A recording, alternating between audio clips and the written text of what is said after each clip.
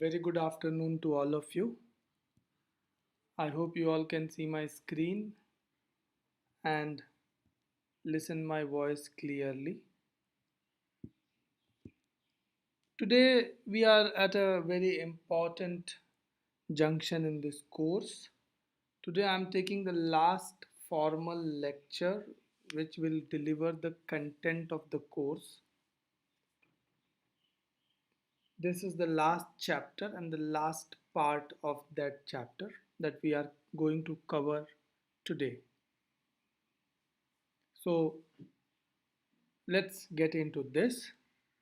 Before we start, just a request. YouTube says that majority of you who are viewing these videos have not subscribed to the channel. So please see to it that you subscribe to the channel so that you can remain aware of the great physics content coming in future too. So, what we were talking in the last class, if you remember, we were talking about the control of noise. We continue talking about the control of noise even today. Last class, we spoke initially first of the source, path, and the receiver kind of analysis. Then we talked about the floors and ceiling transmitting the noise, and then we spoke of the walls, barriers, etc.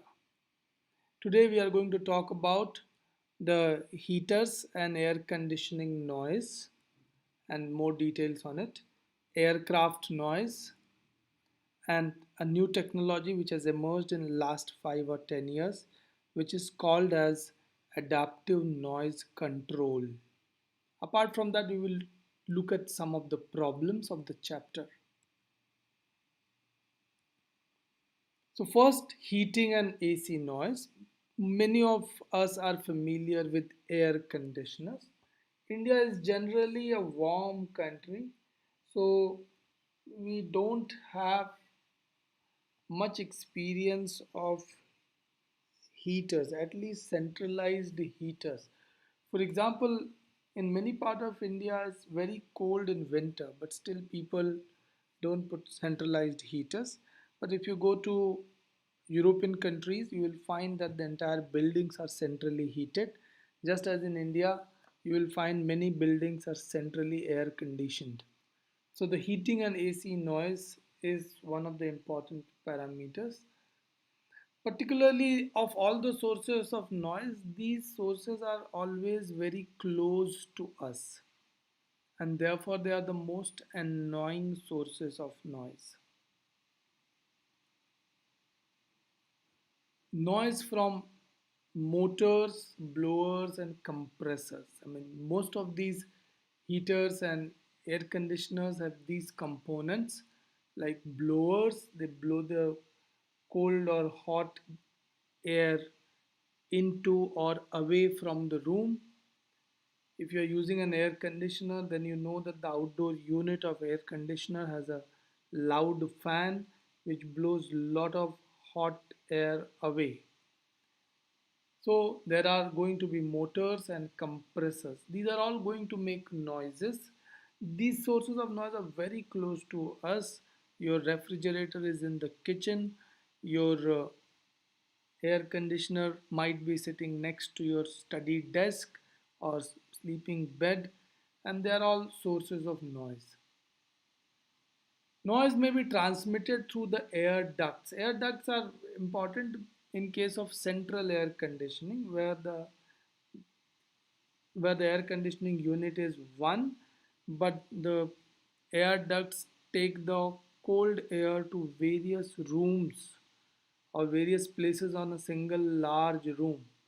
So the noise can be transmitted through the ducts. Of course, apart from air also gets transmitted, noise also gets transmitted. Noise from airflow and turbulence within the duct. So if you have large ducts, then inside the duct there could be some turbulence which actually gives generate some fresh noise. Turbulent airflow always noisy, especially at the inlet and outlet grills. At inlet, if there is a grill and the air is entering or exiting through the grill at a high speed, then the hitting of air to the grill produces noise. These are called aerodynamic noise. So even that is noisy. Good afternoon, gamer. Good afternoon, Pranav. So also, low-pitched rumble mechanical noise in a building is important. How these noise are generated? Many ways could be. For example, if you are if your home is if your building is next to a highway, even though you may not have a window facing to the highway, you would still find that some sort of low frequency noise is transmitted to your home. That noise comes because of the continuous movement of the vehicle induces some sort of noise in the ground connecting the road to the building and subsequently to the building. So you will have that noise always there. The lift motors, elevators are now the part of life. Elevator motors also produce noise. If they are not suitably insulated, then their operation can add to the noise in the building.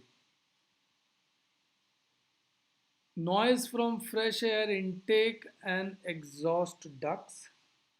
So, as we have just discussed, aerodynamic noise, whenever there is a collision between the metal grill or a metal pipe with the air, there is going to be some noise. Window mounted air conditioners may be particularly annoying to the neighbors. You know that the split AC has the noisy unit is normally mounted away on stands with using rubber pads. But the window AC, which has both the components joined together, if they are not suitably uh, located in the wall with proper rubber padding around it, then they may generate a lot of vibrational noise very close to the window, and maybe they may disturb your neighbors as well. There are many precautions which needs to be taken. So first of all, you select the instruments which are rated for their noise. So take low noise rated instruments for heating and ventilation. I'll tell you how those ratings are in general achieved. Isolate the noisy sources. As one of the example is a split AC is better than a window AC as far as the noise performance is concerned, because you isolate the noisy components away. You prefer, correct that spelling, prefer centrifugal or squirrel cage fans than you having a table fan or a ceiling fan, because axial fans are much noisy than centrifugal fans. Motor blowers, compressor should be mounted on resilient pads, rubber pads, etc. Mounting is very important to isolate vibrations. One simple example you can do, and I always give to my students, that if you have at home some in your kitchen, if you have a ginger crusher, you know, uh, those hammer like instrument, you take a small ginger in the pot and you hammer it so that you crush the ginger. Now you keep it on the tiles and do that, and you see how much noise it generates, and then put it on some padding like wet cloth or a rubber or something like that, and again hammer the same ginger, and you will find that the noise generated has reduced many folds. So isolation remains one of the important criteria. Use duct liner to reduce transmission. So if you are using centralized systems, then the ducts must have inner lining coated with sound absorbing material, especially towards the inlets and outlets, so that majority of the sound is absorbed inside. That is true also for the exhaust pipe of vehicles, where the inlet and outlets are actually coated with or stuck with sound absorbing materials. Low air velocities in ducts and grills reduces aerodynamic noise. So low air velocity is needed. So larger velocity will produce a lot of noise. We have seen in the last chapter that the noise is proportional to fourth or sixth power of velocity of the air. Sharp corners, ragged joints, and dampers must be avoided to avoid turbulent noise. So turbulation sets in if you have sharp corners, etc. So that must be avoided. Heavy equipment in large buildings should be bolted to a concrete slab. Remember, if you have a motor, heavy motor operating in a large building, if it's an industrial building, etc., then there has to be a separate concrete slab created with a separate foundation, so that the operation of the machine does not, the noise due to the operation of the machine does not transmit to the main building. So you can isolate from the rest of the building by resting it either on a vibration oscillator or on its own foundations. So I remember long back next to my home was a another building. At the basement, uh, atta chakki, you know, and the atta chakki requires a huge heavy machine, heavy motor to operate.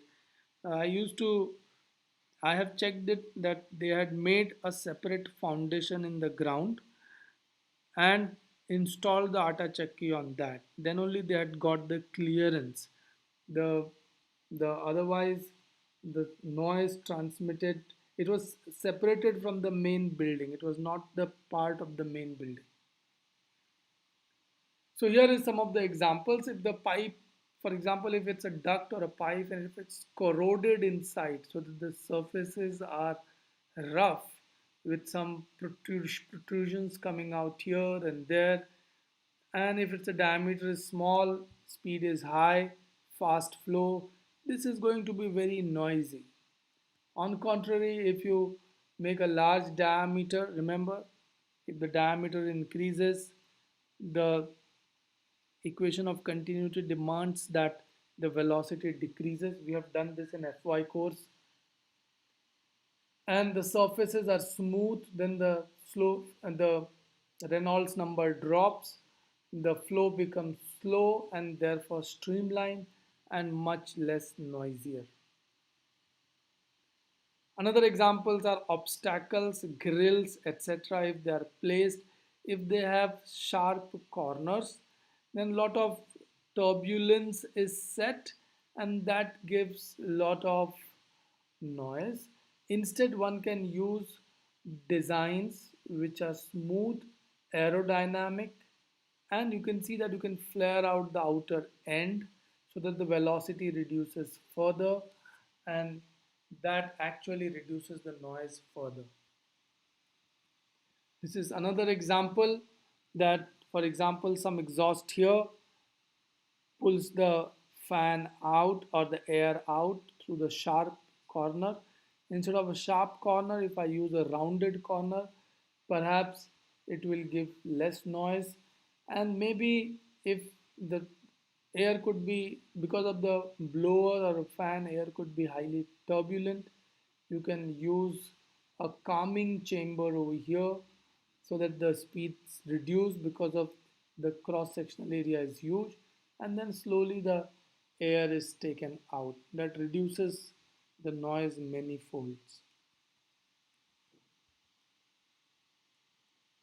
Now coming to the aircraft noise, aircraft is a very inefficient source of noise in a sense that it produces only 0.2% 0.02% of the total power is sound. But remember, an aircraft engine is very, very powerful. And therefore, even this 0.02% can easily exceed 1 kilowatt or 100 dB. Remember, 100 dB is deafening. You may get hearing disorders if you are exposed to 100 dB noise for a long time. So be careful. Most aircrafts are operated at a larger distance from the people. If you ever been to an airport, you will realize that most of the people who are visiting the airport, they are never brought close to the aircrafts unless and until they are standing stationary just to board and get down. All the operations are shielded from normal humans for all the time.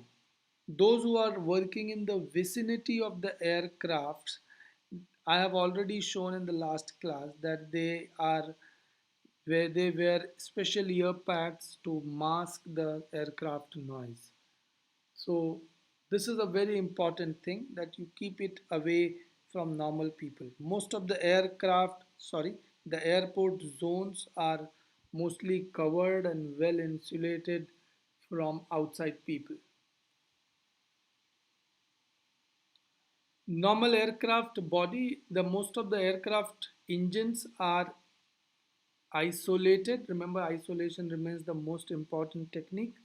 So they are isolated and put below the wings, and the normal aircraft body is very well insulated. So when you are sitting inside the aircraft, even though you are very close to the engine, very little of the engine noise permeates inside. Different kinds of engine produce different noises. Remember, the aircraft business is now 100-year old, little more over 100, and there are different kinds of spacecrafts, aircraft. The earlier engines, they used to produce lot of noise. They are still operational, but airports restrict the use of noisier airplanes at certain times. So, for example, they will not allow noisier airplanes to take off or land in the night time. One more type of spacecraft aircraft that produce lot of noise is a supersonic aircraft. Most of the fighter planes, jet planes, fighter jets fall in this category. Most of the civilian planes, they don't fall in this category. Civilian plane generally has a restricted velocity of 600 to 700 kilometer per hour, while most of the fighter aircraft can easily take a speed of 1000 to 1300 kilometer per hour. Now, whenever a aircraft breaches the sound barrier and goes at a high speed, it generates what is called a sonic boom. A sonic boom is nothing but it's a creation of an overpressure and underpressure wavefronts for a very short time. So it's like this: if an aircraft is moving, generally as it moves ahead first, it creates a high pressure wavefront, and then as it leaves, it creates a low pressure. And that generates a pressure, a, a sonic boom, a very loud sound for that instant. I have a video depicting those kind of sounds. I'll come to it in a minute. Mostly fighter jets. The only civilian plane which was capable of flying at supersonic speed was Concorde, which was closed long back, but it was the only delta wing civilian aircraft which could cross the Atlantic Ocean in less than 3 hours. So the dream of having a breakfast in Europe and lunch in US came true using the Concorde, but the cost of operations was very high and eventually the company got shut. I would strongly recommend to look at its videos, its design, especially its delta wings. It used to produce a shock wave lasting up to, correction, up to zero point 0.5 second.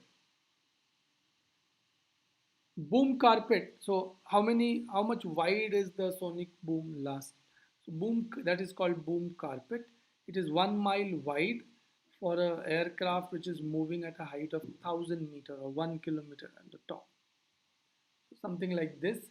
If the aircraft is moving, then this width, remember I'm talking about the width of this cone, is nothing but the boom carpet. Those many people are heavily affected by this sound.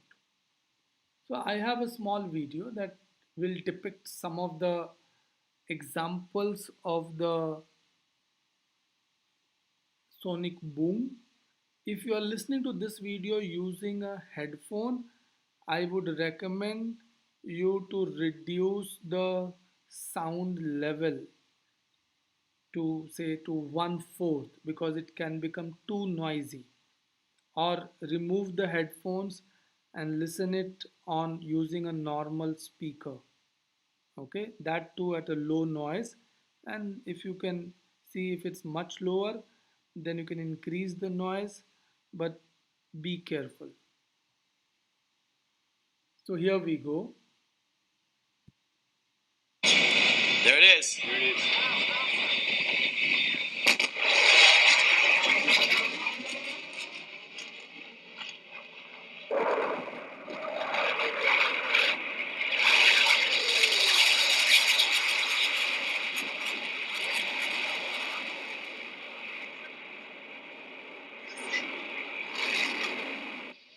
Oh, damn.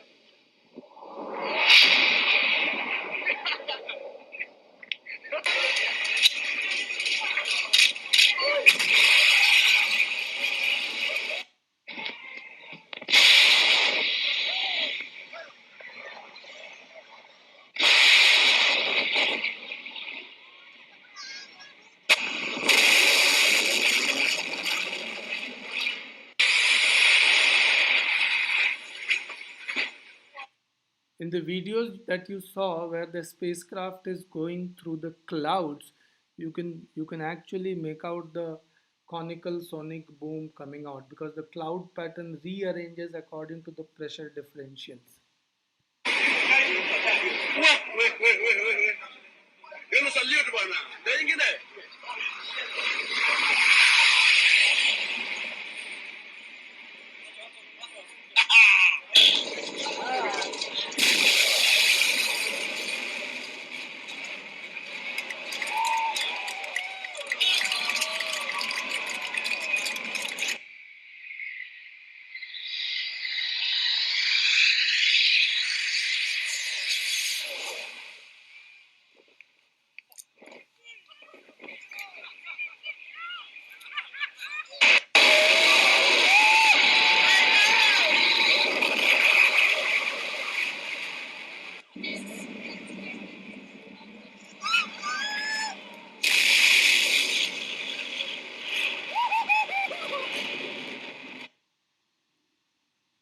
So yeah, that was aircraft noise. You can see that the entire subject of aircraft noise is wide. Our purpose here is to just have a very brief introduction. Keep it in mind whenever you are visiting uh, an airport, or if you are staying beneath your if your home is at a place where where the landing path is on the top. Most of the fighter planes, therefore, they are mostly not operated over city areas unless there is an emergency. Now, coming on to the last topic, that is active noise control. That's a very interesting field which has been in development in last few years, and there's a huge scope in future. It is a sound field cancellation by electroacoustical means. So here is a very simple example. You have a fan noise and I want to reduce that noise. So what happens is a microphone senses the noise to be cancelled. So the noise end is, this is the path of noise, let us say. So I put a microphone over here which will sense the noise or the sound which is being generated, and then the processor generates an anti-noise or anti-sound. So this is my controller which is going to generate an anti-noise. An anti-noise is nothing but, remember, sound noise is a sound wave which has a wavefront. It generates an anti-wavefront so that the whatever if the pressure in the main sound source is high, then this will create a low pressure at that same moment, so that they are fed into the same channel so that they cancel out each other. Out of phase wavefront cancels out the original wavefront, and as a result the original is reduced. Sometimes you may take another reading at this point, make further processing and make further error corrections. So error microphone can pick it up again and feed it to the loudspeaker, tune it in a way that the output frequency, sorry, the output sound level reduces manyfold. So this is the basic idea of active noise control. Remember, a similar idea is used on large telescopes, which is called adaptive optics, where we generate an artificial star just outside the environment, sense the distortion in the pattern of that star, and apply that distortion pattern reading to correct the light coming from a distant star. That is called adaptive optics. It's a very similar technology. Yeah, so the noise, so that both gets cancelled. Present day, these are very common. This is Sony's noise cancelling headphones, which are very interesting devices. They complement passive noise control methods such as barriers and enclosures. These are active noise control. These because they sense the noise and produce anti-noise to cancel the original. So this is called active noise cancellation. Remember, we had learnt about the barriers, enclosures, absorbers, etc. Those were called passive noise cancellations. So the active noise cancellation can complement the passive noise cancellation. Active noise control works well at low frequencies where passive noise techniques are less effective. We have already learned that the bass frequencies are not controlled by barriers or enclosures, but active noise control can help there. Example, as I've told you, is a hair noise cancellation headphones. They are now very common and their prices have dropped considerably.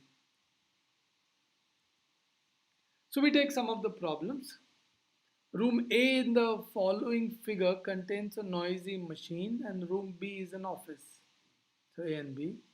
You have insufficient absorbing material to cover the walls and the ceilings of both rooms. So you don't have sufficient absorbing material. थोड़ा है आपके पास.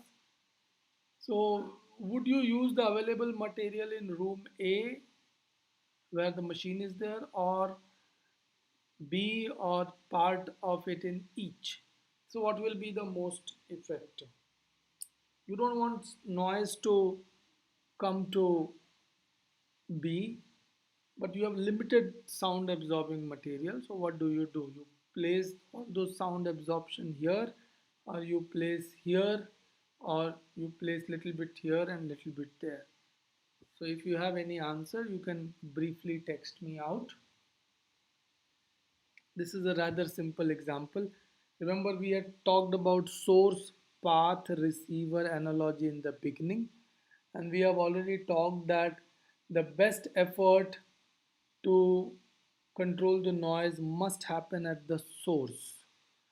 Therefore, that is very important. So here the source of noise is here. So yes, Nimishka, that's right. The source of noise is here. So the source must be insulated first. That is the first step. So most of the sound absorbing materials can be put in this room or around this machine so that very little noise travels or crosses from A to B. Sound pressure from a dipole That's right, Nimishka. The sound pressure from a dipole source, such as a fan, is proportional to the sixth power of the air velocity. So, that we have learned in some other sections. If the velocity is doubled, how much will the sound pressure increase? So, one can see that it's an easy problem to tackle. How much will be the sound pressure level in dB will increase? So it's a straightforward problem. You will take power 1 by power 2 is V1 by V2 power 6.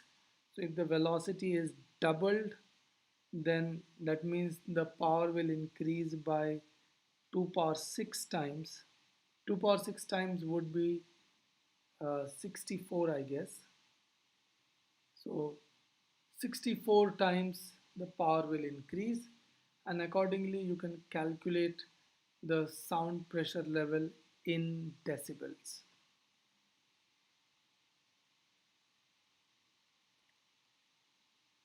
A common wall between the two rooms has a transmission loss of 30 dB. If the sound level on the source side is 60 dB, how much sound power is actually transmitted through the wall if it has an area of 20 meters square? So that's transmission loss is given. So if the transmission loss is given, you can find the coefficient of transmission using the equation provided here. So 3 is equal to log of 1 by t. Remember, it's log to the base 10, and therefore you can calculate the transmission loss. Once you know the transmission loss, then you can calculate the power transmitted here. So this I again leave for you people to solve and me going ahead. Suppose the wall described in the problem has an opening with an area of 0.2 meters square. So the original area was 20 meters square, but it has an opening of 0.2 meters square. What is the transmission loss of the wall with the hole? Is the more sound transmitted through the wall or through the hole? So you can see that that graph is provided over here. We have already studied this graph. So 0.2 meters square and this is 20 meters square. So 0.2 meters square is 1% of 20 meters square. So you will have to look at that 1% graph. 1% graph is here. So at around 30 dB, which is the sound level on the, which is the transmission loss without hole. So for a transmission loss without hole is 30 dB, then you will find that around 20 dB is now the net loss. So your wall is transmitting 20 dB while the hole is transmitting the remaining. So still the more sound is transmitted through the wall and less through the hole. Using figure 32.1, estimate the critical frequency for a plywood wall with an area mass density of 10 kg per meter square, a glass window with an area mass density of 5 kg per meter square, a concrete wall with an area mass density of 5 kg per meter square. This is straightforward from the graph. These are the mass densities given. These are the materials and graphs given. You have to find out the critical frequencies, etc. So you will find that for a plywood, the critical frequency will lie somewhere here, of which mass per unit area is given, and this value is known, so you can calculate the frequency. Again, for a concrete, here the mass per, this value is known, and mass per unit area into frequency, mass per unit area is given. You can calculate for the frequency. We can stop here.